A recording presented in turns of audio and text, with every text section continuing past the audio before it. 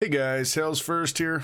Tonight with another Corepunk video, we want to talk about the three main healers in the game and who is going to be the absolute best. Now, something you want to keep in mind when we're going over all of this is anybody could have some sort of crazy boost based on an ability-based piece of gear or a skill-based piece of gear that could jump one of any of these above the other as far as the 1, 2, 3 order. Okay, so we're going to start off with the one that I believe will be one of the most utilitarian and versatile used healer in the game, and that would be the Blast Medic. Okay, now the Blast Medic not only can heal, but can also do damage. So we've been over these before, right?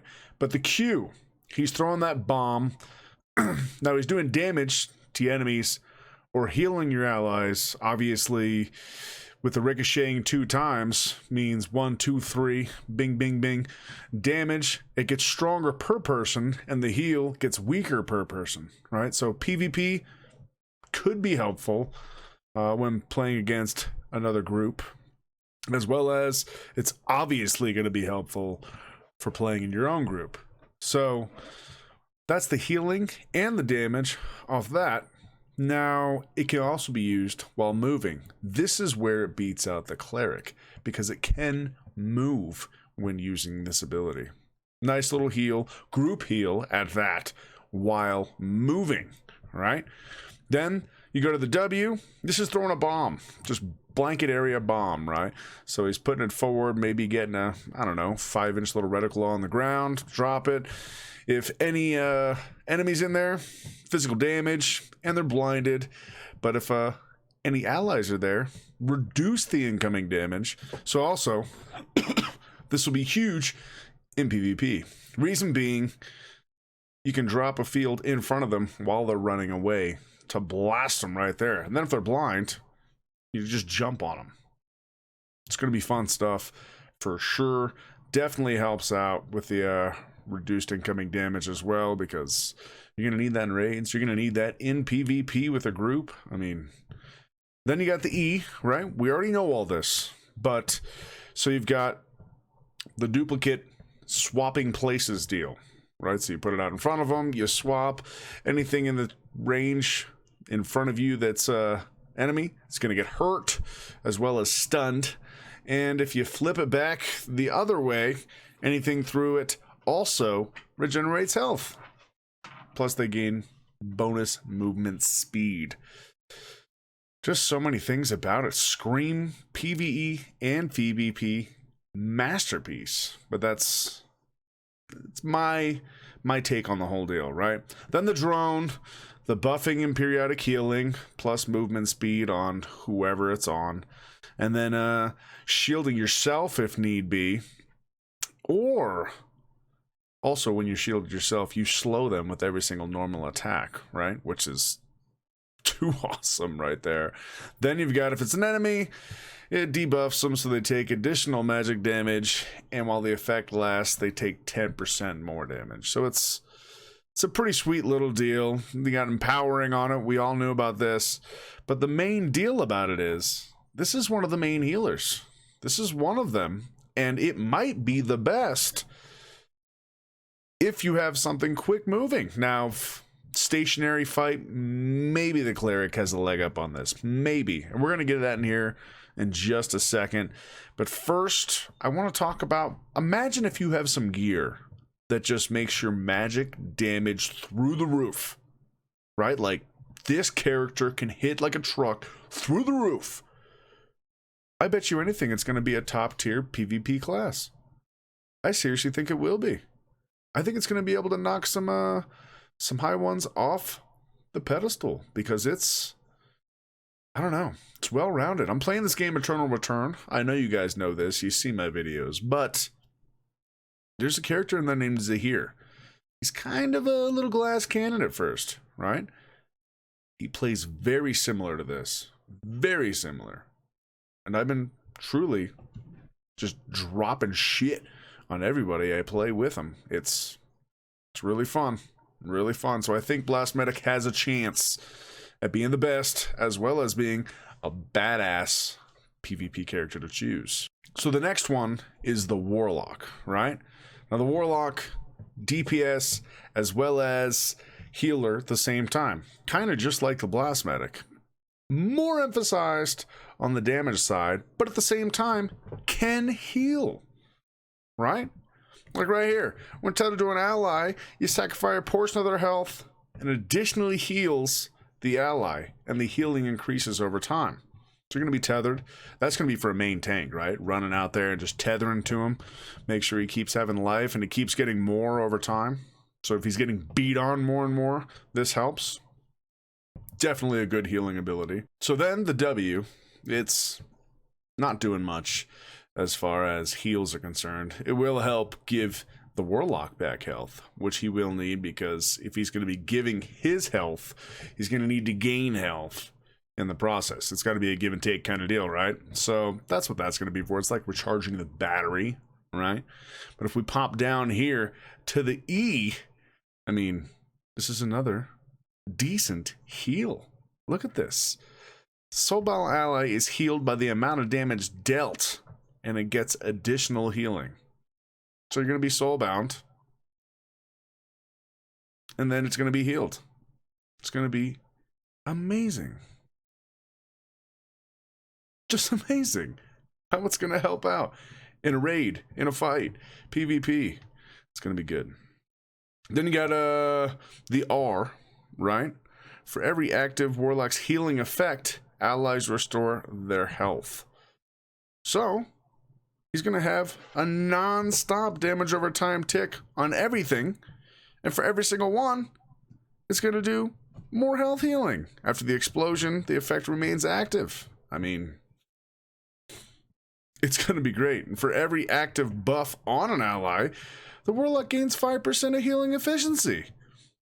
It's like this weird roundabouted character that can just get everything from every portion and not worry about it. It's pretty awesome. And then they can shield themselves for 300 seconds, obviously, so they also can be one of the tankiest healers.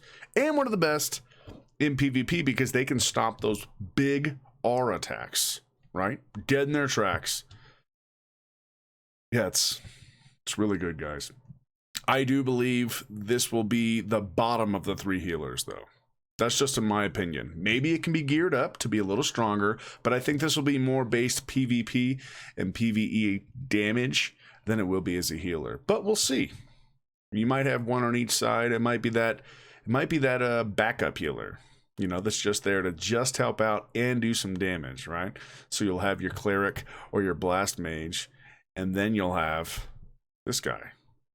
Or blast medic. You guys knew what I meant. So let's move on to the last and final. And the third one is the cleric, which we've been talking about the entire time, so you guys knew it was going to be here. So the cleric is literally your 100% giant badass healing machine, right? Just non-stop healing. Okay? So a small zone created around them after they strike. Periodic healing to the enemies, to the allies, right? Everyone gets healed. And then the zone explodes, dealing damage to the enemies that are in the zone. So that's going to be great for dropping right on top of you in the tank, right? Then you've got his quick charging of the weapon, which is just going to give buffing, armor, and spirit resistance, right? Then the E, you know, shields health themselves or an ally, absorbs all the damage, and triggers a magic explosion. I mean, so that's going to be, I feel like Blast Medic's going to be the best medic, but the Cleric is going to be the best raid healer, right? Because it's going to make sure the tank doesn't die.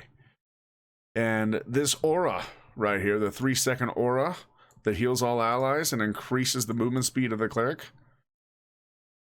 and reduces the incoming damage. I mean, that's going to be a big one. And it's an instant cast time on the R. The cooldown will just get better, but on a 1-minute cooldown, it depends if that 390 healing is every second for 3 seconds, or every half second for 3 seconds, or once over 3 seconds. I don't know. It's not fully explained yet. But they will be empowering their abilities by 2%, charging up to 5 times, and it will be reset whenever the abilities has been used, and just gives additional magic damage when it's popped up as well. But they're going to have non-stop healing off these too.